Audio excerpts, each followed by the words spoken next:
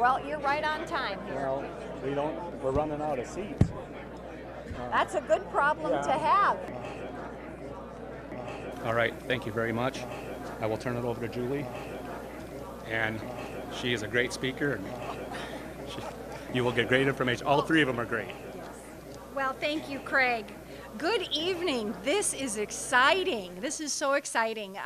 Representative Julie Auk I live down by Lesterville, South Dakota. My husband and I were just small, simple farmers and decided to run for office in 2020, well, started in 2022, and boy, has life been different. It has been a lot of work, but absolutely a complete and total pleasure and a gift from God to represent such a great state full of God-fearing, loving, wonderful people, and that's why we fight. We're all here to fight for our families, our children, our grandchildren, and our God and our land. And I tell you what, I just want to start out with a quote.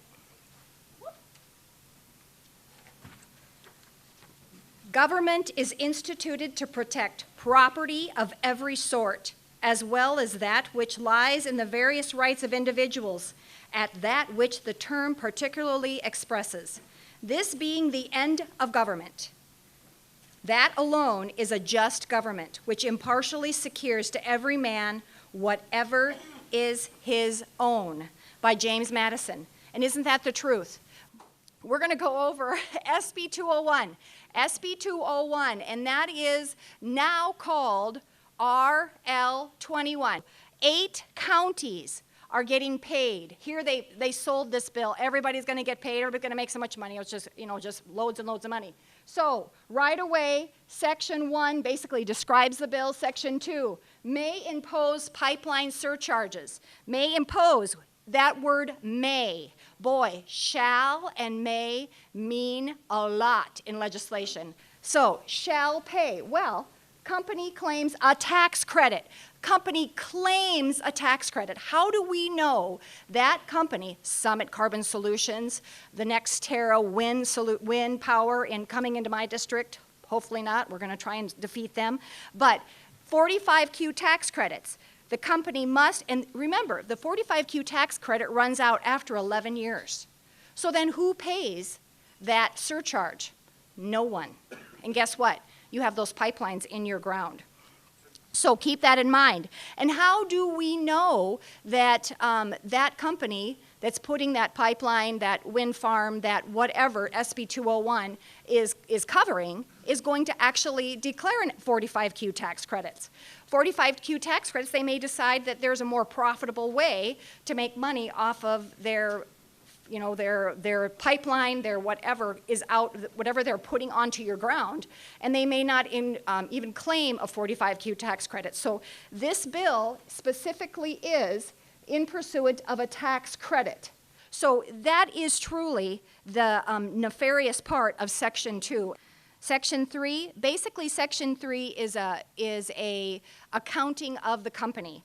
The name of the company, nature of the company, location, its principal, other, if it's in other places, other businesses, name, and post office address, president, that's not me. Number of miles of pipeline owned, operated, or leased within the state, including a classification of the size. So Section 3 is basically a description of their company. Section 4, now Jim and I were just talking about this, and Section 4, which, when you start reading it, it seems fairly innocent, but the legislature finds that energy development, the key words in legislation this year and in 2023 was economic development. Economic development is almost a swear word to me. I swear to goodness, my hair just about goes on end whenever I hear that. Economic development. Energy development in South Dakota and surrounding states affects the welfare of the population, the environmental quality, and the location and growth of industry. The use of agricultural and natural resources of the state. The legislature also finds that by assuming permit authority, that the state must also ensure the facilities are permitted and constructed in an orderly and timely manner. So basically, They go to the PUC, they get their permit, and it's rubber stamped. There isn't even an opportunity for you to say, whoa, whoa, whoa. You know, we were told that the county would have a little say here, that the county could actually come back and say, you know, we're not so comfortable with 4 feet. We want 6 feet. We're not so comfortable with this pipeline going this close to our city. We're not so comfortable with this pipeline going to that community of 5,000 people. Rubber stamp, folks. It's right here in black and white. The state must also ensure the facilities are permitted and constructed. You have no say. So not only did they take away local control in Section 6, which I thought was the worst section, they take it away in Section 4 too. Boy, it wasn't bad enough to beat us around and slap us around. They have to do it again in Section 4. So it really is quite nefarious. So then we skip ahead to Section 5. And Section 5 talks about the elements.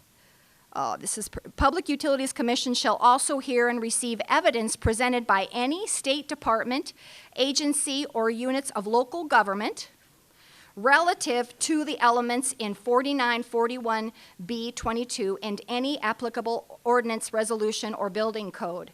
And if I'm not mistaken, that pretty much defines transmission lines and what exactly this bill covers. So in that section, they basically wrap around, put their arms around all pipelines, all energy transmission lines, all solar farms. So, you know, like Will Mortensen said on the floor, we have 50 years of projects to do here, folks. We got to have SB 201. So you think Summit Carbon Solutions is the only one after permits in this state? No, no, no, no. I've got some maps I'm going to show you when I'm all done talking. So then we get to Section 6. Section 6 of this bill was, everyone was hyper-focused on Section 6 because a permit for construction of a transmission facility, whoop, I gotta keep moving my, sorry, even though you can't read it. Okay, a permit for the construction of a transmission facility within a designated area supersedes and preempts any county, township, municipal, and/or governmental unit, land use, zoning, or building rule, regulation, or ordinance. Boy, that says it all, doesn't it? No local control. I don't know how else you can dice that up. I don't know how, there is no lipstick on that pig. There isn't even lipstick. I mean, that's terrible. So basically, they say whatever permit is presented to us at the PUC, we're going to rubber stamp it, and don't even bother sending it to local control. Don't even bother sending it to your county, because it isn't going to happen. And I don't believe I'm exaggerating, am I? That's exactly what it says. Okay.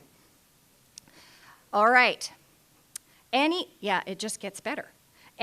See, this might be a comedy show by the time we're all done. Any local land use, zoning, or building rule, regulation, or ordinance preempted or superseded under this section is not an applicable rule or law under subdivision 4941B 22.1.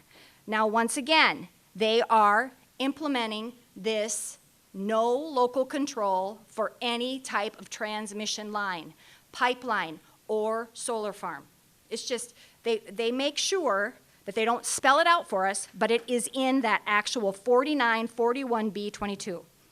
A route or transmission facility permitted by the commission under this chapter is not subject to any local land use zoning or building rule, regulation, or ordinance unless the commission requires compliance with any generally applicable rule, regulation, or ordinance as a condition of the permit used. The enforcement of any county, municipal, township, or other governmental unit rule, regulation, or ordinance for transmission facility permitted under this chapter must be done pursuant to the order of the commission granting the permit. That basically means if you say, you know what, we really, really don't want you to do this. Well, they have to give you 90 days, and then they just go back and ask again, and they do it anyway. So we truly, truly have no control over whatever the PUC does. Public Utilities Commission of Pierre. 3 people. 3 people. How many county commissioners are there in the state of South Dakota? 364? Am I close? 300 and some? 66 counties times 5. I think there's 3 counties with 3 commissioners. So figure it out. Really? 3,006. Yeah. Yeah, there we go. Well, 300 something. Okay, something. There we go. All right. So it's a heck of a lot harder to buy off 300 county commissioners than it is to buy off 3. Okay? So we'll move to section 7, and I promise I'll try not to bore you. A county, municipality, township, or other government unit, including governmental units chartered under South Dakota Constitution, Article 5, 2, may not enact or increase and in any form a tax, fee, or charge that is related to or gas transmission line or an, I want to say, which require, okay, yep, electronic transmission line which requires or holds a permit. Under Chapter 4941B, the provision of this section do not prohibit real property tax pursuant, road use, construction. So according to a very smart attorney, this would be the only area where a county could put some kind of a surcharge or a road tax and impose that upon a company. But guess what? They have 90 days to say that's not fair, and then they have to basically remove it. So once again, this bill was written with not the people of South Dakota in mind at all. It was definitely written for the big corporations to make sure that they made their profits and we had our land taken. So, you know, here, if after, once again, it's right in this section 7, require a county, municipality, township, or other governmental unit, including governmental units chartered under South Dakota Constitution, may require a gas, liquid, or electrical transmission project to enter into a road use, construction, maintenance, and improvement agreement prior to the construction. Any fee or tax permitted under this section must be uniform and apply to all classes of facilities except the surcharge listed under subdivision 3 of this section. Kind of boring reading. But here we go. If after 90 days the applicant cannot come to terms with the county, basically they say we're not doing it, a municipal, township, or governmental unit, including the governmental units chartered under South Dakota Constitution, on a road use and maintenance agreement, the applicant may apply to the commission for an order in place of the agreement. Once again, this law takes the side of the corporation, not the side of the people, and that is just plain wrong.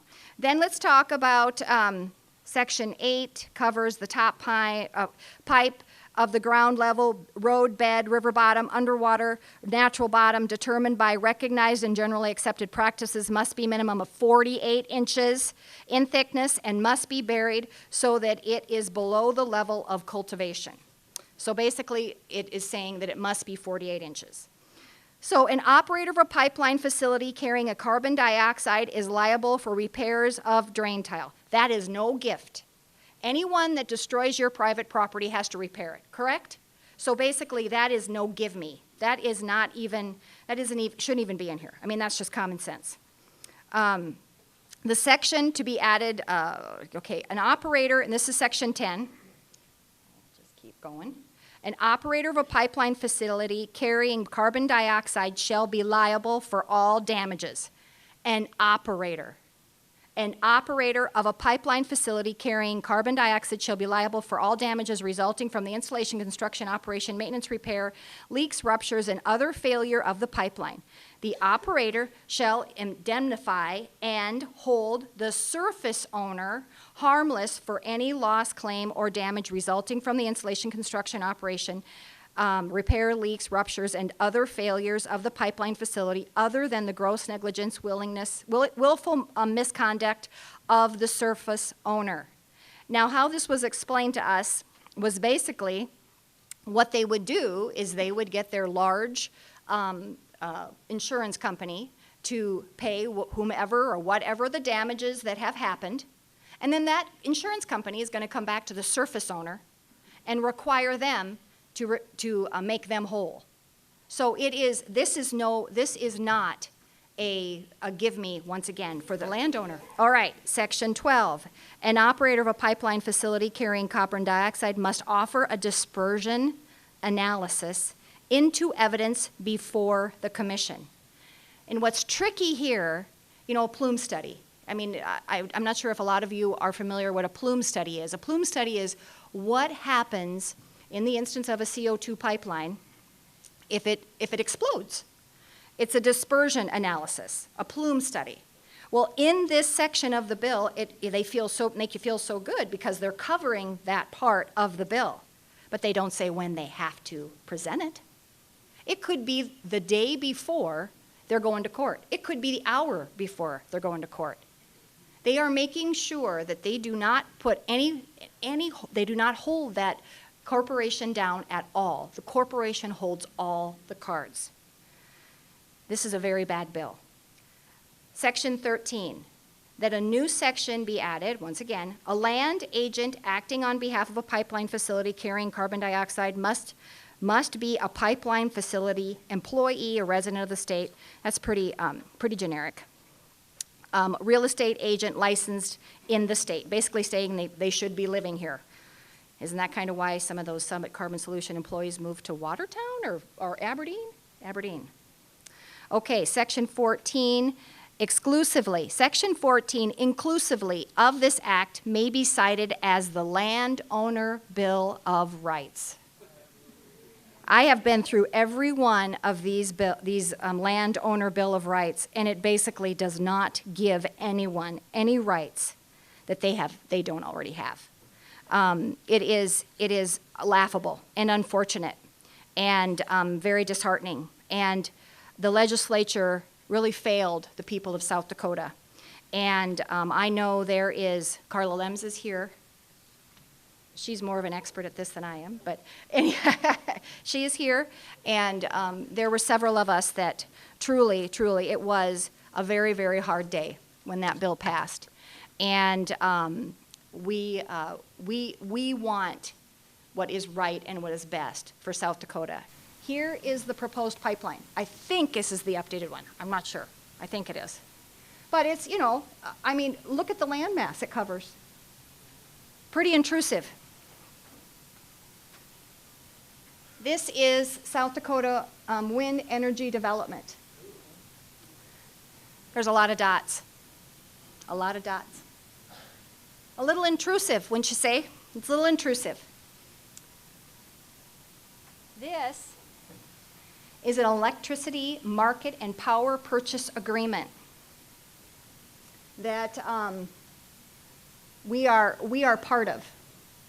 And it's a Southwest Power Pool is currently working on a definitive interconnection systems study, impact studies for the project. This is where they intend to put the majority of their solar panels. I was just out at American Legislative Exchange Council in Denver, and this was not so much the CO2 pipelines, but wind and solar was top of mind for a lot of the legislators, especially the ones in the Midwest, because it is like we are being bombarded. And they are saying that the biggest reason is because of all the technology. Well, let's build some different kinds of electrical, I mean, let's use something other than wind and solar, which is only 25% reliable. It's just, and they did complain. There are states that have had solar and windmills for a lot longer than South Dakota, and they are just saying it's extremely, extremely unreliable. Let's take, just look at Texas, and it doesn't even get cold there. So this was very concerning to several people. This is the potential geographic area. As you can see, South Dakota's right up there, Northern Plains. And once again, they intend on putting solar in that area, in all this area. Because we have all of these data centers. And this was the selling point, if you put up wind and solar, the data centers will come. And they employ 25 people. I mean, for heavens, we could have 25 jobs. But give up all that land. It makes no sense. No sense. And I haven't quite figured out there are 3 paradigms. South Dakota, look at South Dakota, we have the same structure in our electrical components as California. I don't want anything like California. Maybe their weather, but nothing else. But we have, we are part of the traditional monopoly IOUs with RTOs. These are the traditional. These are the traditional. Whoop. The hybrid, we're a hybrid. And then the restructive is like Texas, Illinois, Ohio, Pennsylvania. And so IOU is investor-owned utility, IOU. And that is where we have IOUs and we have RTOs, which is regional transmission organizations. And then monopoly electrical companies can be considered natural monopolies because of the high cost of building. Boy, those of you that raise beef, we have a monopoly going with the Packers. We don't need that situation with our electrical grid. No one wins. But what I'm finding are the ones that have the RTO, regional transmission organizations. They're like your co-ops. I think that's correct, the research I've done. And the IOUs, investor or owned utility. So we're blessed in South Dakota that we still have cooperatives because they feel their membership is more important. And the reason I'm saying this is for those of you who are facing wind towers and solar farms, and if you like them, that's great. But when it gets to where we get in a crunch for power, they're willing to spend more money for that power, and guess what? You won't get your power. They'll get it first. So it's a definite strain on our electrical grid, and they once again have the big corporation in mind and not the people of South Dakota. Okay. Let me see if I've got anything else. Okay. Well, nope, that's my wind farm. Any questions? No questions? Yes. Who sponsored the bill? Okay. Well. It was carried by a legislator by the name of Will Mortensen. And then, of course, it was sponsored by several legislators. And this was amended. I think we were all the way to Amendment M. So if you go down the alphabet, 13, 14, 15 times. So, and every time it's amended or every time that it's changed, it comes back with a different version. And I was not there and I did not witness it, but from what I'm told, Summit Carbon Solutions attorney was in the room. There were there was several lobbyists. And, that's just wrong. It's just wrong. I mean, I've carried bills and have them amended, and when they get amended, I take it to the Legislative Research Council, which is supposed to work for me and you. And I didn't have a lawyer present. So, this really is nefarious. It really is. And we just can't have it. And it was I've never seen such a gross abuse of power. I didn't expect that to happen in South Dakota. And it did. And it was just infuriating. So, Yes, Question. Goes back to the 45Q. yes. I believe it starts prior to them even laying pipe. So even if they never build it, now 45Q tax credits, for those of you that do not know what that's your money. So we're regurgitating our own money and giving it to these foreign entities that do not care about us. So when we pay our federal income taxes, they basically get a chunk of our money to take our land. It's the craziest thing. Okay. She's asking if there is any law preventing the Summit CO2 pipeline company from selling the easement. And I'll just answer that from a, am I taking too long? I'm going to go real quick. Okay, I'm going to do that real quick. I don't know how many of you have heard of natural asset companies. Okay, natural asset companies, that's what I was actually doing in Denver at ALEC, American Legislative Exchange Council, is I was carrying a bill for an organization called CFACT and American Stewards for Liberty. And it is a prohibition, basically a prohibition act against natural asset companies. The New York Stock Exchange actually asked for permission. Basically, that's all they have to do. Ask for permission to the SEC, Securities Exchange Commission, this past November to actually pool our natural resources. Now, easements, it's written into, from what I've been told, it is, and read on your easements, that those easements, that land that is in that easement is part of their company. It's on their balance sheet. So that means they're putting it in their portfolio.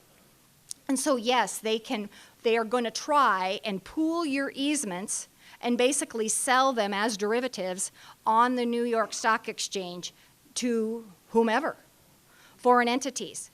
Vanguard is actually the company that was really pushing this. And not only do they want to sell your easement, they want to sell things like photosynthesis. They want to sell the air that you breathe.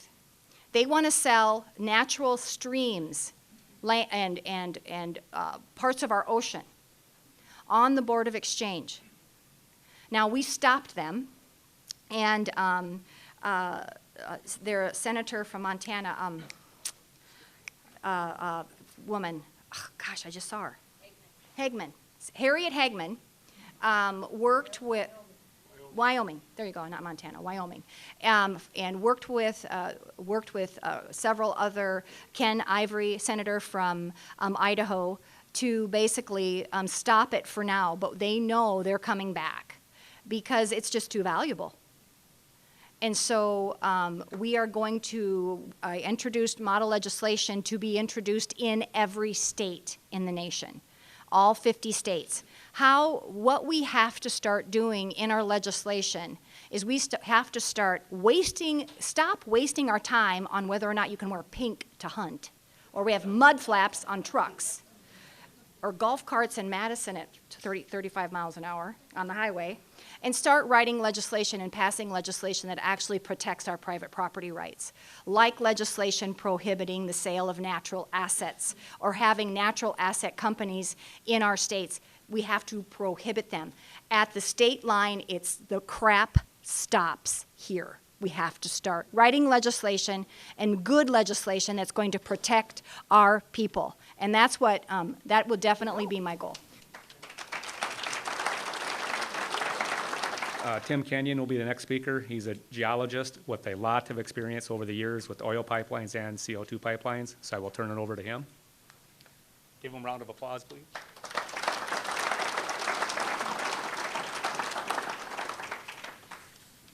So we don't get confused. Good evening. My name is Tim Kenyon. I'm a long-term resident of Lake County, been here 38 years. Anybody here live on the lake? Well, I'm the tugboat guy. That's how you know me on the lake. I'm a scientist. I want to tell you a little bit about myself so that you'll understand why I'm here and kind of how I can say what I'm going to say. A bachelor's degree in geology from School of Mines and Technology in Rapid City. I have an engineering degree from School of Mines and Technology in Rapid City. I'm a registered professional geologist in the state of Minnesota. I'm not in South Dakota because no such registration exists. If it did, I would be. Been registered in several other states and recently retired from those states. I spent 5 years in the oil fields in North Dakota, Montana, and Wyoming doing CO2 frac jobs. I learned a lot about CO2, a lot. Saw a lot about CO2.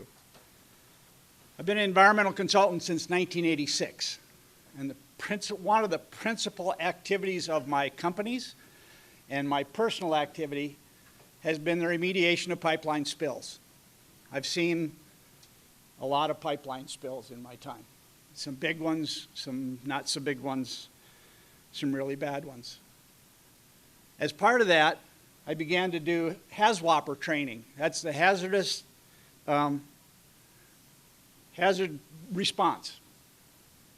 For first responders, I trained fire departments, local emergency planning committees, the Department of Environment and Natural Resources and PIR, the DOT, a lot of different folks.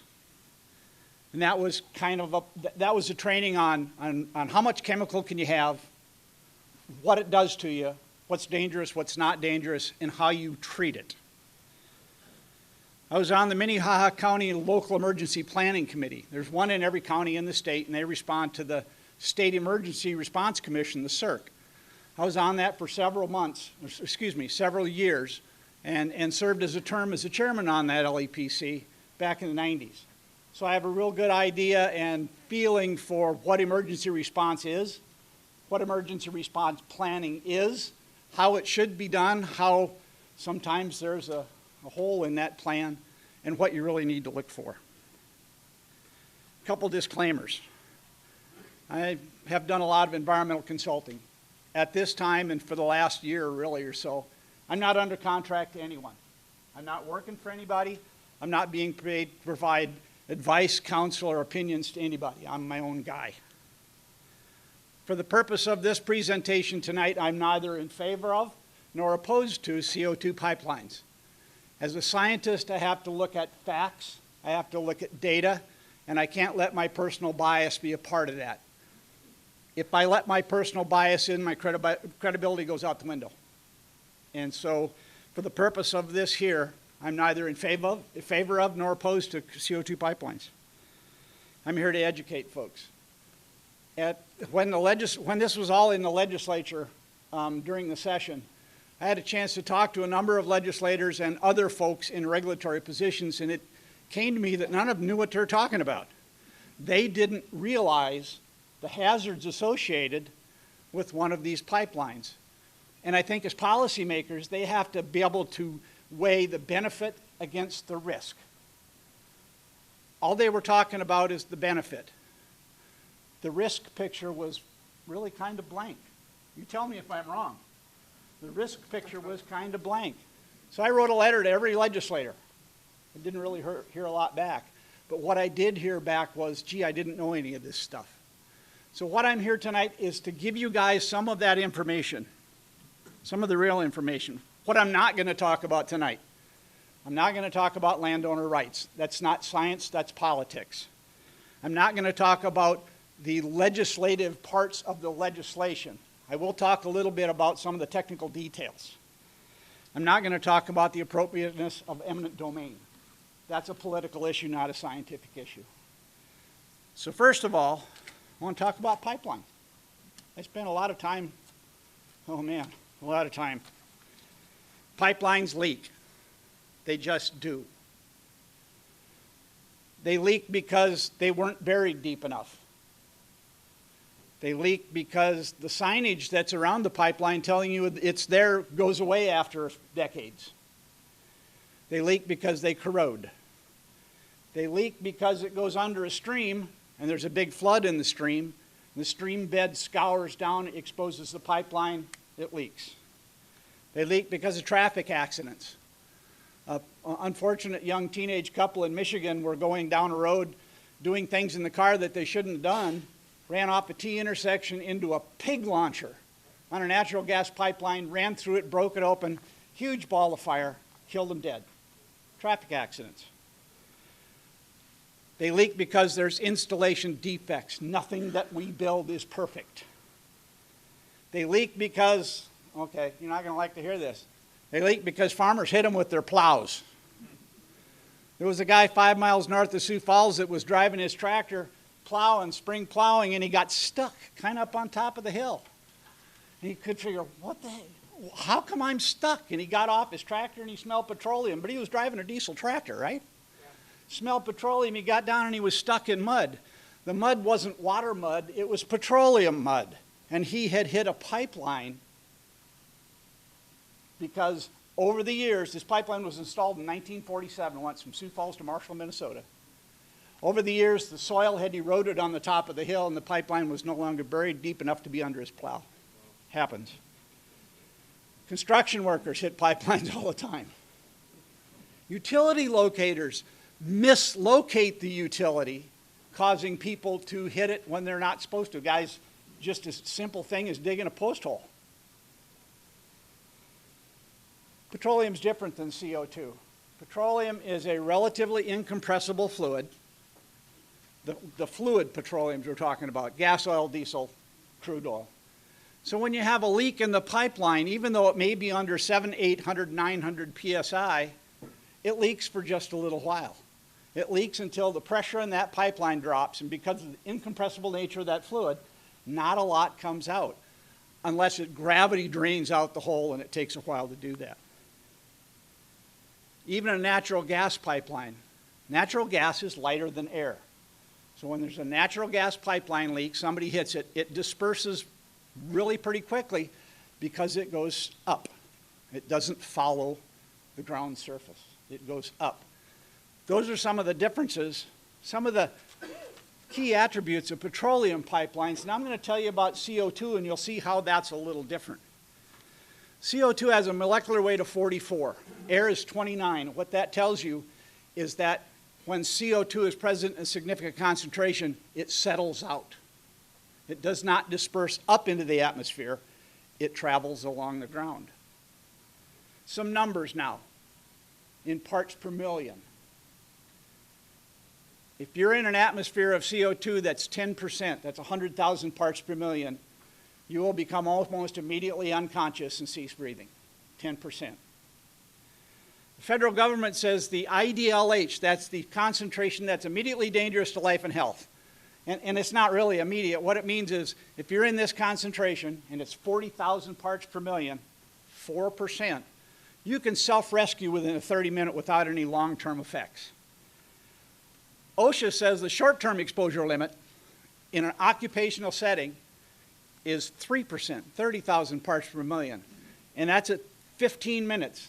If you're in that concentration for more than 15 minutes, OSHA's going to write a citation to your employer.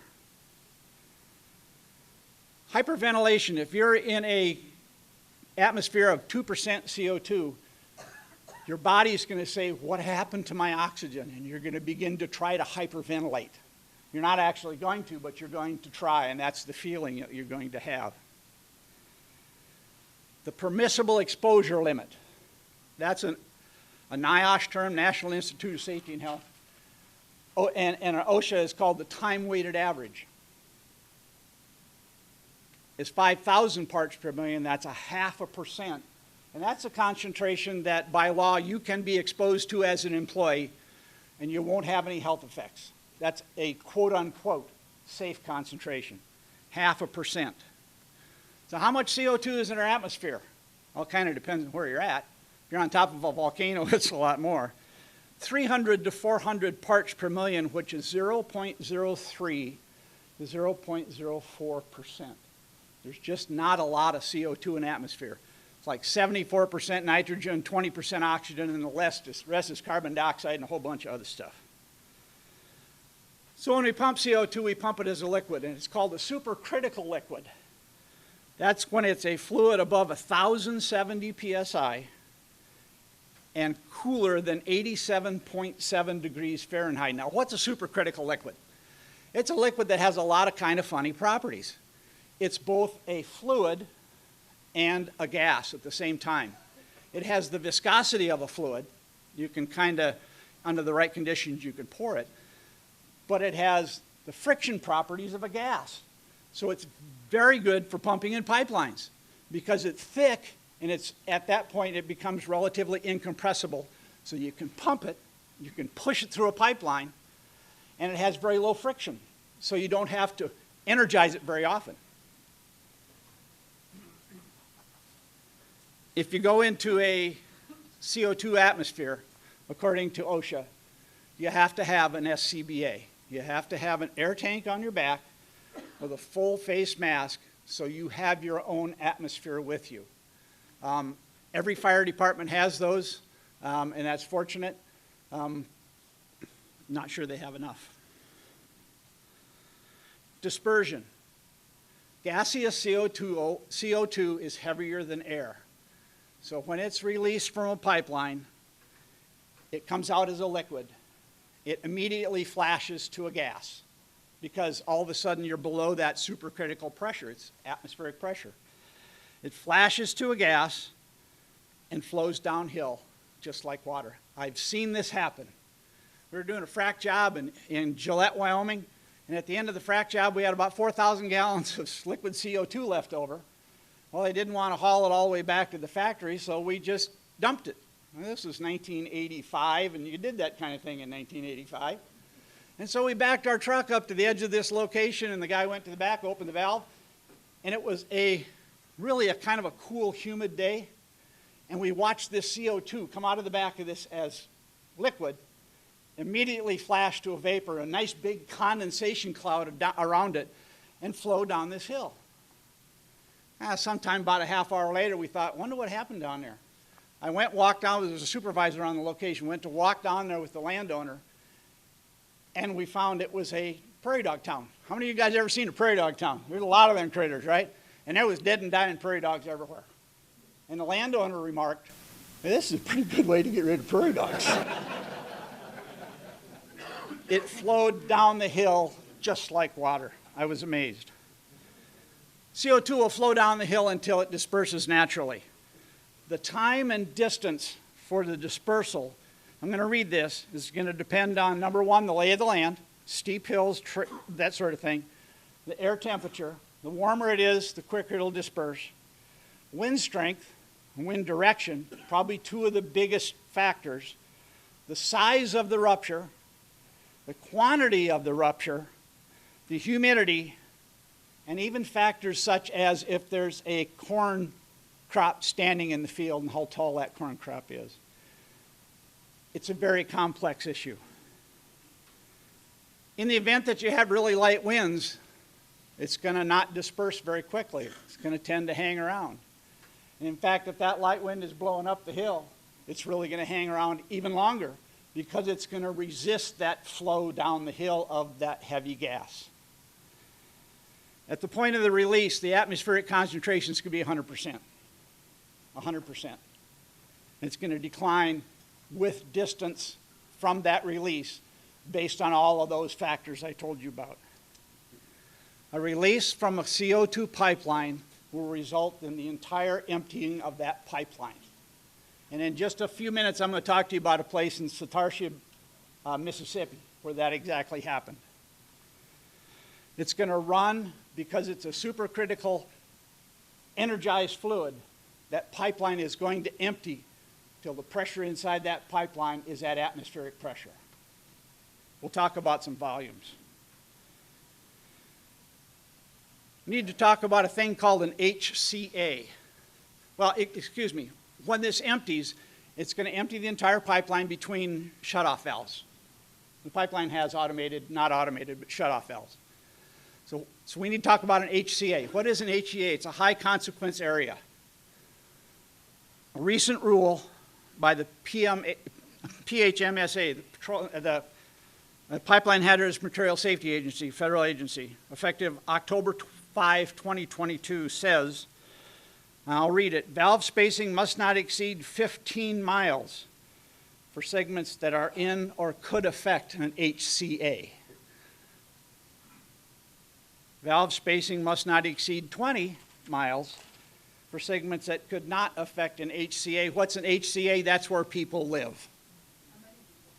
That's the exact definition of an HCA is, as you can imagine, it's a bureaucratic definition. It's very complex. It depends on people, density, and distance. The closer the people, the bigger the concentration of people, the closer is an HCA. I can tell you, I lived in Lake County for a long time.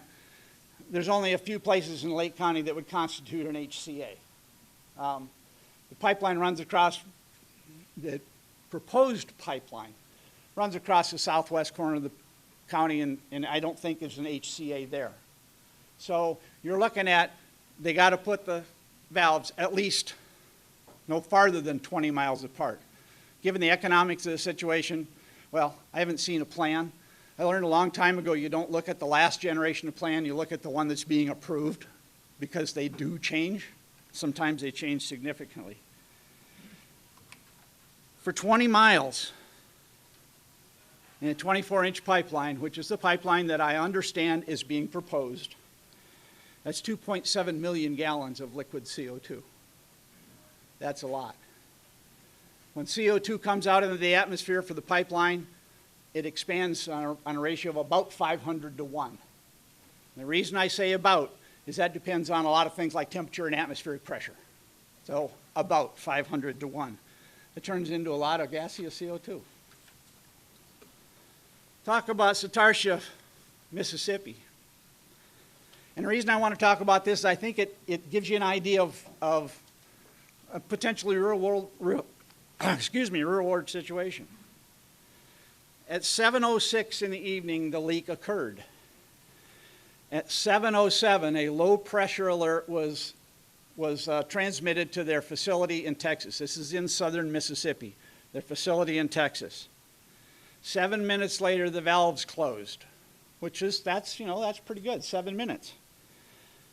At 7:45, word was getting out in the county something's going on. At 7:45, the fire chief and the emergency management director hadn't heard anything from anybody, so they called the company and said, and I've listened to the phone call, and I won't paraphrase it, I won't tell you exactly what it was, but what in the heck is going on here? The company said, yeah, there's been a release, we'll get back to you. They never did. 9/11, the 9/11 operators were told that it was a natural gas leak. And that's the word they put out to first responders. They're going to respond to a natural gas leak a lot different than you respond to a CO2 release. And in fact, most of the first responders in the county didn't even know that there was a CO2 pipeline in their county. That's not going to be the case here, obviously, but that was the case there. By 11 o'clock, there was no product observed coming from the failure location. This thing leaked for 4 hours. An interview with a local fireman, first responder, when they asked him, well, how did you know where the release was? He said, we heard it. We could hear it from miles away. It sounded like a jet engine. This pipeline broke because there was a landslide. It was really poorly, from a geologic standpoint, really kind of poorly designed. But when the earth shifted and broke this pipeline, it self-excavated a crater about 40 feet across and froze everything solid. This stuff is really cold when it releases like that. Metallurgical analysis, and this is kind of important, showed both a brittle and a ductile failure. A ductile failure is where the metal stretches and then breaks. And that was the principal failure because of the earth movement. The brittle failure was because of the cold. It got so intensely cold that the steel got cold. When steel gets to a certain temperature, it becomes very brittle and breaks very easily. And so the pipeline completely separated, completely open. It was a 24-inch pipeline. It was 1 mile from this little town of Satartia. Interestingly enough, in the dispersion analysis that the pipeline company did, this little town was not in that area. And because of that, the town really didn't even know it was there. They were pumping it at 1,400 psi, and the valves were 9.55 miles apart. giving us about 138,000 gallons of liquid CO2 that was released in a 4-hour period. The Pipeline Hazardous Materials Safety Agency wrote a report that says, in the worst case scenario for this rupture, with a wind speed of 4.5 miles an hour and atmospheric stability, reading from the report, the CO2 cloud reaches 50,000 parts per million at 1,560 feet from the location of the rupture. 1,560 feet. Yeah, what about a quarter mile? 20,000 parts per million at 2,280 feet, about a half mile, and 5,000 ppm at 4,000 feet. The dispersion model that they had underestimated all of those numbers. And it goes on to say and conclude, for the releases modeled in this report, the maximum extents occur within 10 minutes of the initial release. So in 10 minutes, it had gone as far as it was going to go in 10 minutes. Think about what you can do in 10 minutes. Think about, I don't want to do this, but think about sleeping at home in 10 minutes. 10 minutes, just, 10 minutes ain't a whole lot of time to do anything. From a local emergency planning committee, first responder standpoint, 10 minutes is nothing. It's nothing. Let's talk about setback determinations. Oh, excuse me. One more thing about Satartia. There we go.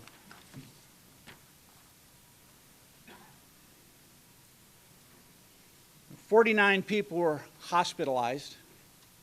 One person was according to the report, one person was unconscious for about 45 minutes, 0.6 of a mile from the release. 200 people were evacuated. Think about that at Madison Regional Hospital. What are you going to do? The modeling they did for Satartia was inadequate. It just wasn't good enough. So one of the biggest issues to me are the setback determinations. Where do we put this pipeline? Whose house do we put it next to? Where do we put it to avoid these kinds of issues? The Illinois Commerce Commission, this pipeline goes to Illinois. The Illinois Commerce Commission took a really hard look at it, and they interviewed a lot of experts. And one of the foremost experts in the field, a guy named John Abraham, he's a PhD and he's written papers and he's an incredibly smart guy. There's two ways you model this stuff. One is called FAST, which is Process Hazard Analysis Software Tool. It's a commercially available software. It's a few $1,000 to buy it, but you can buy it. And computational fluid dynamics. FAST works with gaseous issues. Computational fluid dynamics deals with fluid issues. CO2 acts as a fluid, even though it's a gas, because of its density relative to atmosphere. It acts as a fluid as it's released. Mr. Abraham, and maybe I'll shortcut this a little bit. Mr. Abraham says the state of the art in the FAST modeling is grossly inadequate, shouldn't be relied on, and should not be used to establish setbacks from the pipeline. That computational fluid dynamics is the gold standard. I could run the FAST software on my home computer. I could not run computational fluid dynamics on my home computer. I ain't smart enough to do that anyway. That's a very high state of the art.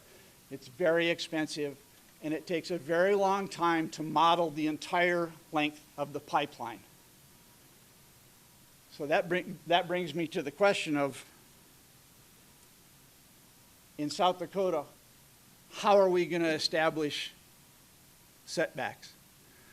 What kind of analysis is going to be done, number one. Number two, who's going to review that work for accuracy and appropriateness? Do we have anybody in the state of South Dakota, especially in the government, that knows how to evaluate that? Or will the PUC look at it and go, hey, it looks good to me? How will that be evaluated? And that's one of the questions I have on the SB 201 when we get to that. Lake County, a little closer to home. Lake County is not likely to be identified as a high consequence area. And so the valves can be as far apart as 20 miles. Doesn't mean they have to be that far apart, but they can't be any farther apart. And remember, for 28 miles, that's about 2.7 million gallons of liquid CO2 in the event of a release. In contrast, the Satartia release was 1.3 million gallons, so about twice what they had released there. I'm not saying that this pipeline's going to leak. All pipelines end up leaking, pretty much. I'm not saying it's going to leak, but I'm saying the consequences of a release are serious enough that you have to assume that it's going to happen, and you have to be prepared. I've driven a couple million miles in my car in my lifetime and never needed a seatbelt, but I put the damn thing on every time I get in. You got to be ready for what could happen. There are some questions that I think y'all ought to be asking, and maybe you should be asking. I'll give this to you when I'm done. As a resident of Lake County, and I live about 1.5 miles from the Wentworth plant and about 1 mile from their pipeline, okay? So these are questions I think I need to know too. Will I be informed if I am in a potentially affected area but not a pipeline property owner? What notification will I get? It's on your property, but I live next to you. Will the dispersion analysis results be made public? The law says some of it can be kept confidential. One of my questions is confidential from whom? How much is confidential? And as a guy that's worked on a lot of pipelines, why? I would want to know that. How will I be notified of a release? There's a release, how does that word get out? They set off the sirens and I think it's a tornado? How does that happen? What will be the timing of that notification? In Satartia, a lot of the people never did get notified.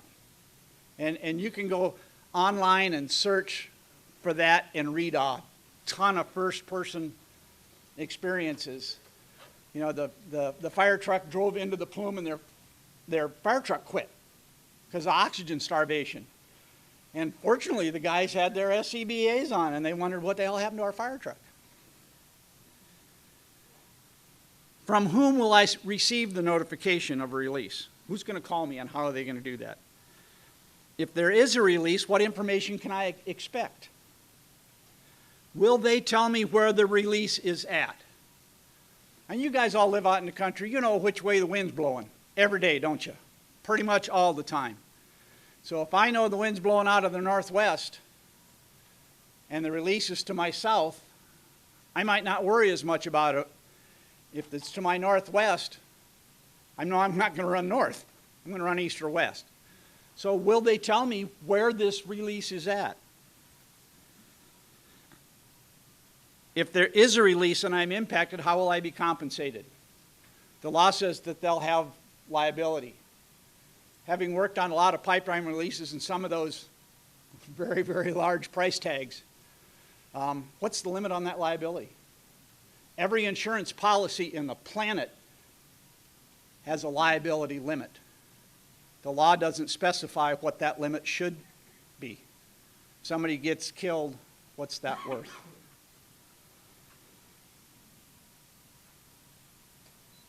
How ready are my local authorities to respond to a release?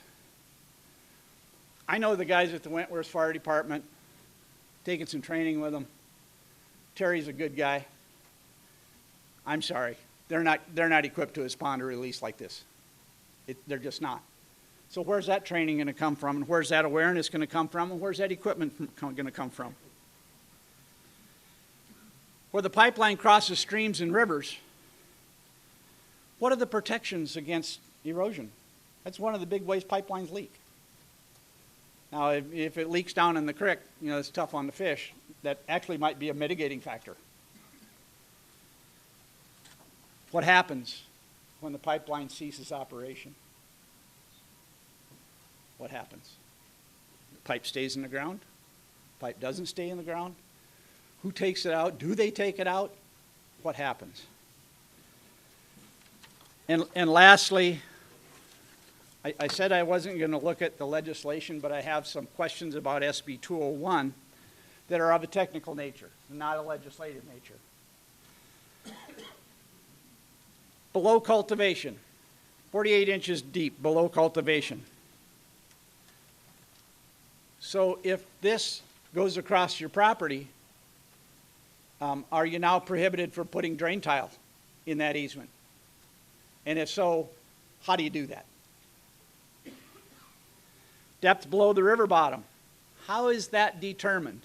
Having done some bathymetric surveys, you know, that's not an exact number. It just isn't. And that I've seen in any of the regulations, maybe I missed it, maybe somebody can point me in the right direction. I've not seen protections for stream crossings. Not seen it. Shall be liable. What's the limit of liability and what's the life worth? Is it open-ended? I have worked on projects where the pipeline company said, that's it, that's all the money we got, that's all the money we're going to spend, go pound sand. And as the guy that was hoping they'd pay me, I paid attention to that. An agricultural impact mitigation plan. Is there any landowner approval in that? Or they just tell you what they're going to do and you have to accept it? Or do you get to negotiate? What's it worth? Must offer dispersion analysis to the commission.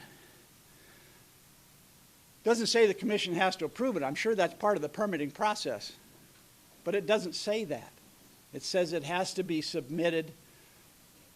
And that's my biggest issue is the dispersion plan that leads to setbacks. Who reviews it? What's their qualifications to review that? What's the negotiation that goes around that? And as a landowner, do you have a voice in that? Good question. And the last one, certain portions of the dispersion analysis can be declared confidential. As somebody that's worked with first responders, nothing can be confidential from those guys. They're the guys that are rushing into the fire, literally. They're the guys that are going in harm's way. And having worked with those guys, I'm not one of them, I'm too damn old. I think they got to know. I don't know that there's any part of this that's, I've never seen any petroleum pipeline dispersion analysis, and having done some of them, where any of it was confidential. It was part of the public record, it's in the public domain, and it's something people need to know. So that's what I got for you. Good questions later. Oh, if you have a question, speak up loud so I can hear you. We're running a little bit late, so please speak up. Go ahead. The question was, they can't give you a pinpoint plume prediction on what's going to happen at your house if there's a release. There's a guy in Great Britain, and he's well known for his work in dispersion analysis. And this is anecdotal information. I don't have a reference, but he said it'd take 44 years of computer time to do this pipeline, to perform that sort of detailed analysis, primarily because you have to incorporate changes in wind direction, changes in wind speed, humidity, and temperature. And you add all those variables, all that distance, all the differences, and it becomes very, very, very intensive. And it turns into garbage in, garbage out. What would you like it to be? Yes, ma'am. From a health and safety standpoint in Satartia, yes, there was H2S in the gas. H2S, from a technical standpoint, has a very low odor threshold. And reportedly, the H2S concentration exceeded that odor threshold and literally gave people a warning. Something's going on. I smell it. That's why they thought it was natural gas, because they smelled the H2S. It gave them a warning. Carbon dioxide has no odor threshold. It has no odor. Pop open your favorite carbonated beverage and take a whiff. All you're going to smell is the beverage. You're not going to smell the CO2. Your nose is going to tingle a little bit. And that's all the warning you're going to get. So at Satartia, yes, there was H2S in it, and it may have had an unintended beneficial consequence. Well, that's a pretty good question. Who determines what an HCA is, and do they? I think that has to come in the application. And I'm hoping that someone with knowledge of that would look at it and determine whether it was true or not. Somewhere in the reading that I've done, I think it said that the operator determines. Well, the operator does the work to determine it. Who reviews it, and what's the credentials of the people that review it is a question. Pipelines are built in straight lines. Remember that. I don't like to go around corners. Last one. In Satartia, it wasn't very long till the company filed for bankruptcy. They were bought by Exxon. And I don't know the depth of those pockets. I haven't followed the legal part of that. It's outside my wheelhouse. And Craig, you tell me.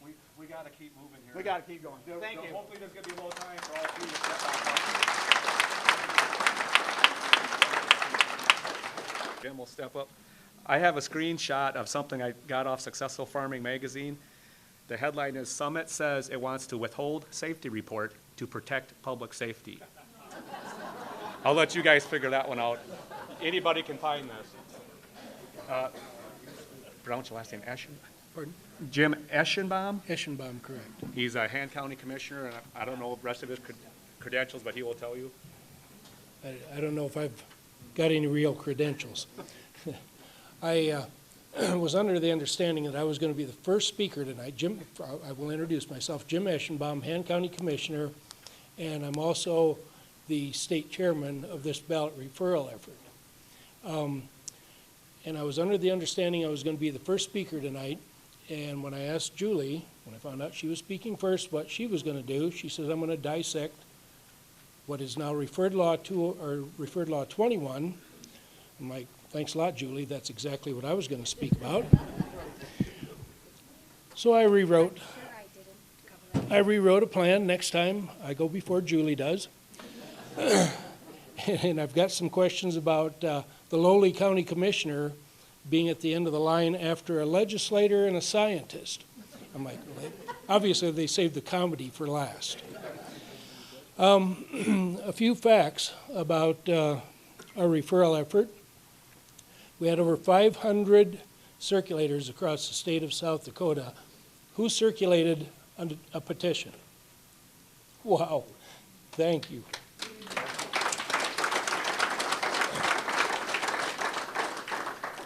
We needed 17,508 legitimate signatures.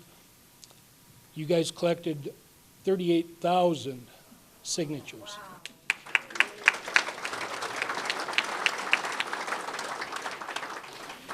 We turned in a day early because of this was my decision to turn in a day earlier than we had planned, because there was a question about the 90th day. I called and I talked with Janet Jensen. I says, Janet, do we have the numbers? She says, yeah, we're good. We turned in over 34,000, I don't remember, over 34,000. We had approximately 4,000 signatures that didn't make it in to that count. The validation rate of the signatures was 92%. The Secretary of State's office relayed to me that that is unheard of, that they have a validation rate that's that high. Okay, since I'm not picking apart Referred Law 21, we're going to have a government lesson. As Julie talked, and when I speak here as county commissioner and anything about the county commission, I'm not speaking for the Han County Commission or any other commissioner in the state. But Referred Law 21 is going to take away the voice of, and Dennis brought it up, and I did the math, I came up with 324 county commissioners. Dennis, I simplify it, I just say somewhere over 300 county commissioners and give it to 3 people in Pierre, the PUC. I don't like any kind of consolidation of power in government. I, as a county commissioner, consider myself to be a public servant.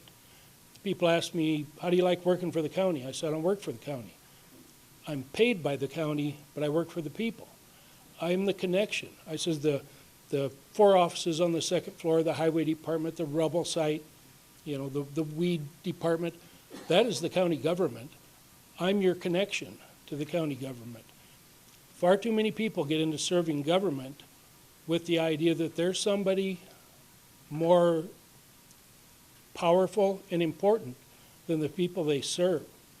That's a terrible thought process. So, being the fact that Referred Law 21 does take the voice away, well, not completely. The PUC can still determine whether they want the county government to have a voice, or we will let your ordinance that you passed stand, your setbacks or whatever. But for the most part, the wording says, yeah, we're going to take the voice away. So we've got a question about who is the government authority. I mean, our local representative from District 23, James Wangsness, I was talking with him one day on the phone when this was being debated, and I says, JD, please don't vote for this. I says, it is just crappy legislation. It's authoritarian government. It's government overreach. I said, please don't vote for this thing.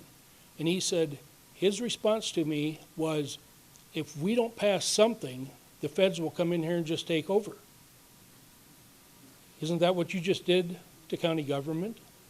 Didn't you just take over that smaller government? So who in government is the authority? Julie and I talked about this a little bit earlier tonight.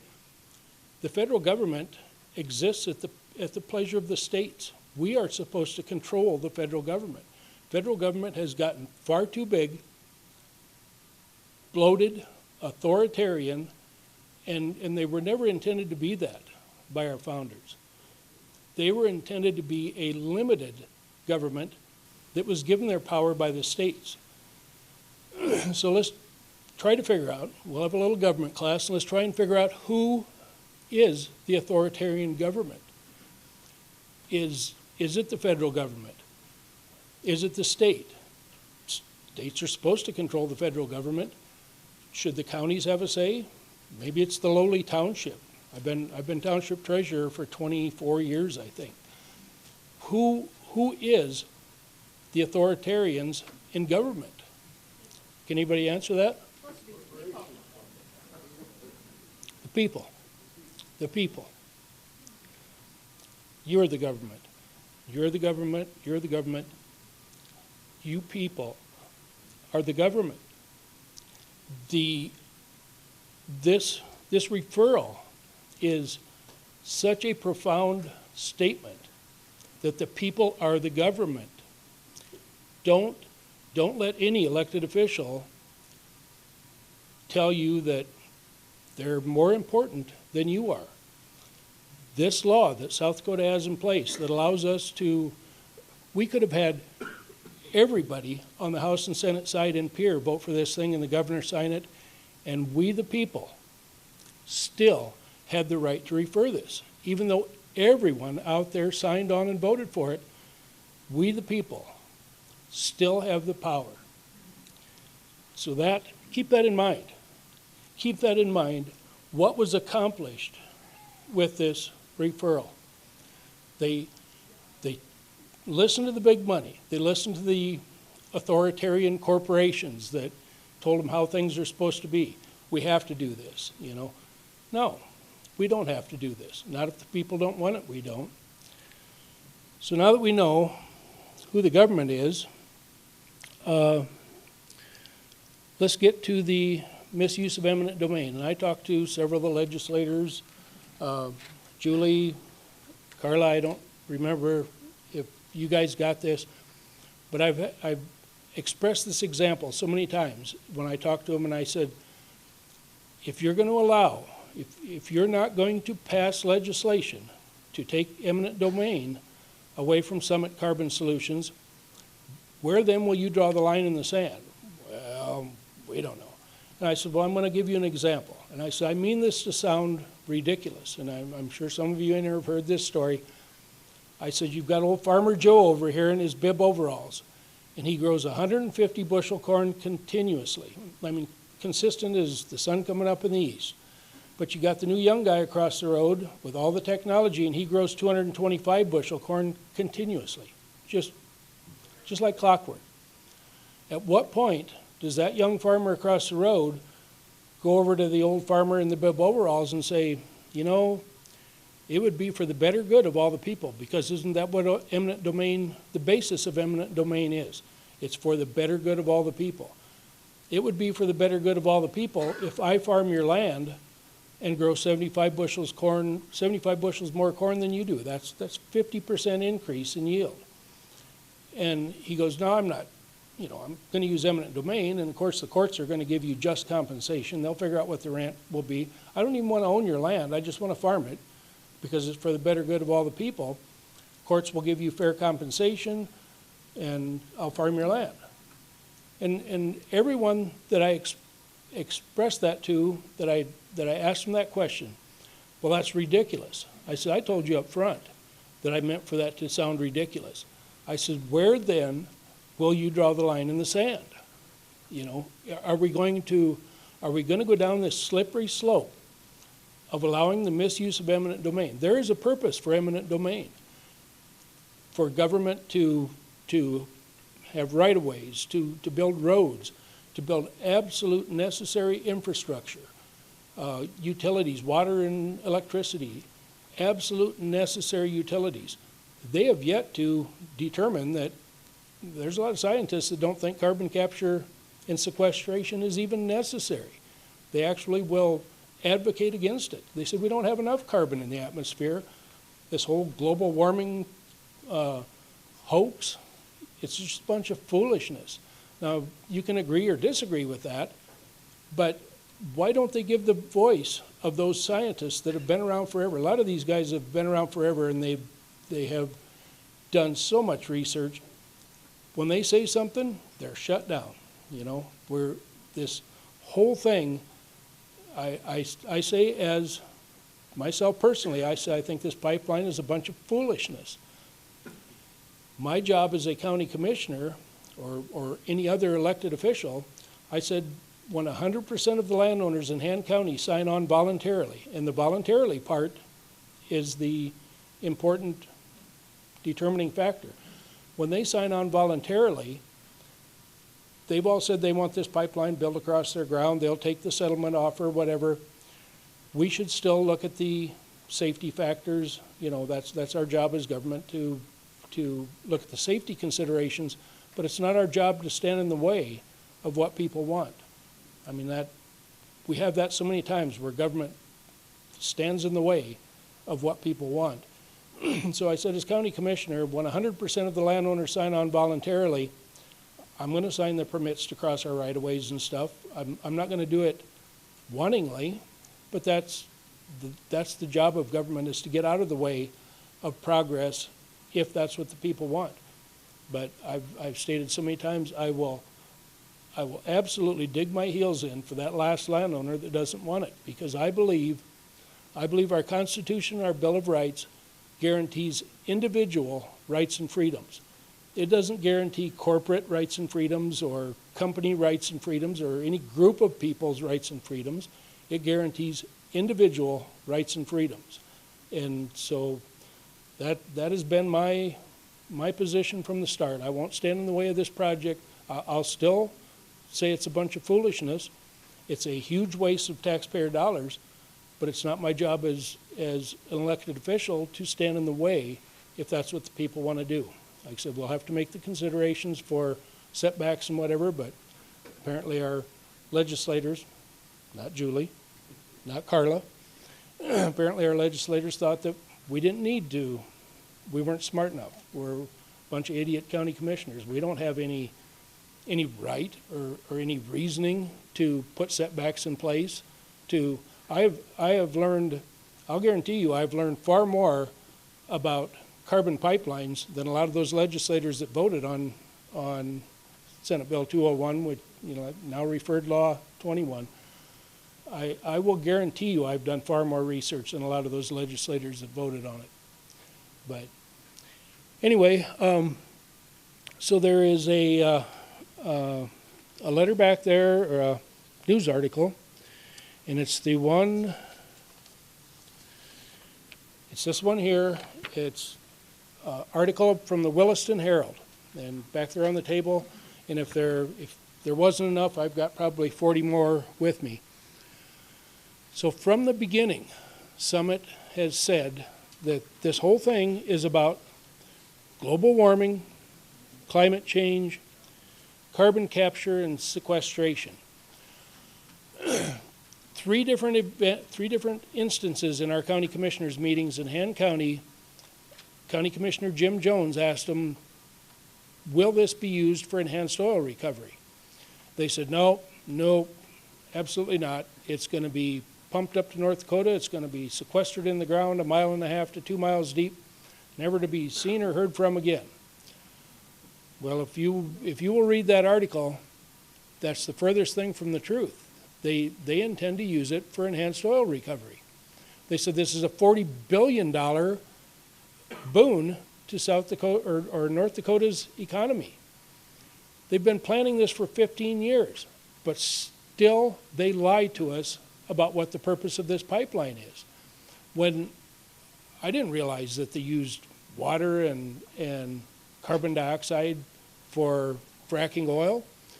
As soon as I learned that, I know 2 young men that work in the oil field up there, the Bakken oil field in North Dakota.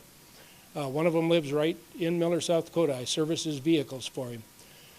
And he told me, I said, what are the limitations to oil production up there? He goes, can't get enough water, got to haul the carbon dioxide from Colorado. When I found out that what this pipeline was going to pump to North Dakota, I went, brilliant. Water and carbon dioxide from 5 states. And we're going to pay for it. Taxpayer-funded fracking assistance. And I'm not against fracking. I'm not against oil lines, pipelines. I'm just not. But why wouldn't they be honest from the start? Why is everything that comes from Summit Carbon Solutions a damn lie? They were asked 3 different times. The first guy said that was Jimmy Powell, their chief operating officer. Nope. I don't remember what the next 2 guys were, but they were higher up executives in Summit Carbon Solutions. The second guy said, nope, absolutely not. It's just going to be sequestered. The third guy says, well, maybe some of it. He wouldn't tell us a lie, but he hated to really tell us the truth. If this has been planned for 15 years, it says right in that article, this is from the House leader and the Senate leader of the North Dakota legislature, wrote this article, or gave input for this article. 15 years they've been planning this, and still they continue to lie about what it's about. Apparently Summit, we did a polling, the South Dakota, the ballot referral group did a polling. We just got the results here a few days ago. Basically 50% of the people in South Dakota, they polled 1,000 people, I think. Basically 50% of the people in South Dakota know nothing about this bill. The other 50% is divided basically 24, 26%, just about half and half. They're going to vote yes or no. So we need to get information out to a lot of people about just how bad this bill is. Julie covered that, about how bad carbon pipelines can be. This has been covered. We have to get the truth out. And there are so many instances where they just don't want to talk about the truth. The plume models, we've asked them in our Han County Commission, can you show us the plume models? Well, no, not really. That's kind of confidential. I brought up in a commissioner's meeting, I says, anybody considered terrorism? I says, how long would it take somebody with a sand shovel to dig down 4 feet and place an explosive to, blow that pipe open on the northwest corner of Bismarck, North Dakota, and when there's a light breeze out of the northwest, you know.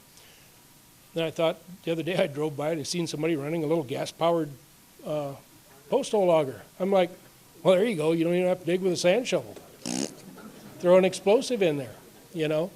You could set that explosive to be detonated. You could put it in at any time and detonate it probably weeks later.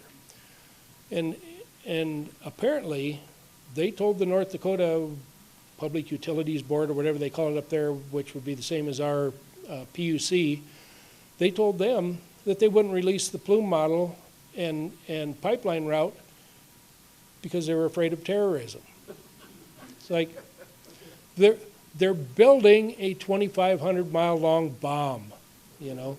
And in most places, I'm being honest, in most places it probably isn't going to hurt anybody if it ruptures.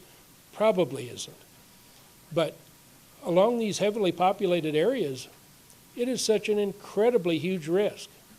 And I tell people all the time, I says, as a business operator, as a county commissioner, I love working with absolutes. Absolutes are, math is easy. There's always a correct answer to math. Absolutes are so easy. I said, I will tell you one thing. I don't know what the risk, I cannot possibly predict what the risk is of a pipeline rupture if they build this thing in South Dakota. But I will guarantee you I know what the risk is right now. Absolute zero. If we don't build this pipeline, we're not going to have a pipeline rupture that's going to kill anybody. Like I said, I just think it's a huge waste. It's taxpayer-funded fracking assistance. The legislators in North Dakota have admitted that. And I just think that this thing needs to be shut down. We start by killing Senate Bill 201, Referred Law 21. We get that killed because that puts us right back to where we were, where the PUC has a voice and they respect the county commissioners and their setbacks. And they told them, they said, you can't build this pipeline because you can't comply with their setbacks. And I don't think these setbacks were unreasonable. When you learn, you can't comply with the setbacks and you also won't release the plume study, how do we know the setbacks shouldn't even be further, you know? I think that's the biggest reason they won't release the plume study. Because anybody with any common sense, it will be a complicated equation. It will be an extremely complicated equation when you take terrain, temperature, topography, terrain, humidity, all those things into consideration. There are so many variables to how far away that thing will be lethal. But I'll guarantee you, if they're going to build it right across the north side of Bismarck and that pipeline ruptures, it's going to be lethal. It's just a matter of how many people it kills and how many people it leaves with long-term, respiratory effects and whatever.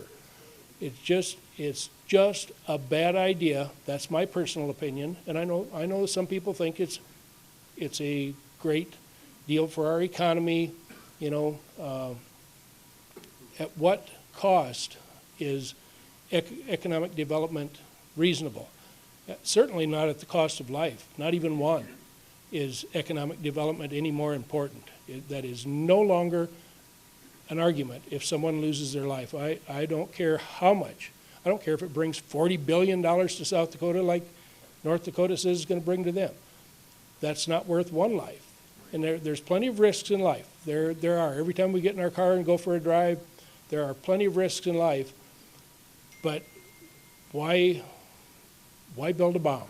And I think there is a risk of terrorism. I would certainly hope not. I've had people say, shut up. Don't even mention that. Give anybody any ideas. Like, you don't think terrorists are looking constantly for a way to create havoc? But anyway, I want to thank you all for being here. I've been telling people in this election year, I says, make sure you're electing public servants, not politicians. There's nothing, I can't stand a mealy-mouthed politician in any way, shape, or form. They get up and they give a speech, and then they got somewhere to be, and they're gone, I says, politicians talk to people. Public servants talk with people. Julie's here. Carla's here. They're here to talk with people. They didn't come and give you a speech and skate out the door. before you could ask any questions. Elect public servants and make sure you ask them enough questions to find out if they are or aren't. Even then, some of them are going to sneak through, you know, but mealy-mouthed politicians, I got no time for. There were a couple of other documents that we wanted to get printed so everybody could have them, and they're documents from PHMSA, the Pipeline and Hazardous Materials Administration or Association or whatever they are. And those documents, and it's getting late, so I'm not going to go through them, but they most definitely clarify, this is PHMSA, the feds, most definitely clarify that the counties do have siting authority and setback authority. But our legislator says, oh, no, you know, even if the feds say you can, we're not going to have that. This was just a terrible law that was pushed through to benefit this pipeline and make sure it gets built because it's economic development and whatever. Well, I just don't agree with that. Our county is a membership of the Association of County Commissioners, and I spoke with Gary Drews, the president of the Association of County Commissioners, and I says, Gary, you guys need to get behind the counties on this. I says, you know, when they were legislating this thing, I says, you have to get behind the counties. That's why we pay dues to you to represent us and our voice. He is, we're staying out of it. We're staying neutral. Well, what good are you? What good are you if you won't stand up for the county's voice? The government that is closest to and most connected to the people are township and county governments and municipalities. You know, it gets that connection to the people gets watered down when you get to the state. It gets really watered down when we talk about the feds. You know, that is the most important and connected government that the people have. So is there any reason for our county commission not to adopt an ordinance against the pipeline then? I think some didn't. Davison County just do one. I thought I seen something on the Signal app, which by the way, I do see a lot of Signal faces in here, people I haven't met that I recognize from their profile picture on Signal. But I thought Davison County and Mitchell just passed something, but. Crystal. Sanborn, okay. Okay. We got time for a couple more questions. You can ask of Julie, Jim, or Tim if you have questions. One more thing I want to say is I think after this Williston Herald News article, I don't know why any county commission wouldn't say we are banning Summit Carbon Solutions from doing business in our county. They're a bunch of liars. They're a bunch of liars. That's not how we do business in South Dakota. And Julie alluded to it earlier too, or you did, that you know, this division in the people anymore, we've got to get past that. This effort right here is so bipartisan. I mean, some of the news media is saying, well, it's just a Republican effort. You know, it's just a Republican effort, and it's like, no, it's not. It absolutely is not. It's everybody that can see through the lies and the BS that's pushing this thing.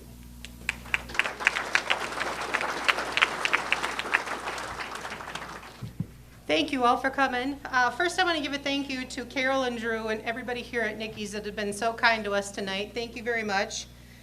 Clint Hoyer and Mr. Hoffman here, who put this together kind of like last spur of the moment. It's really the first informational meeting like this in South Dakota. With Tim Kenyon as the geologist, this is the first I've heard of this, so it was very interesting. So thank all you folks. Thank you, Jim. Thank you, Julie. Thank you for coming and just getting the information from us.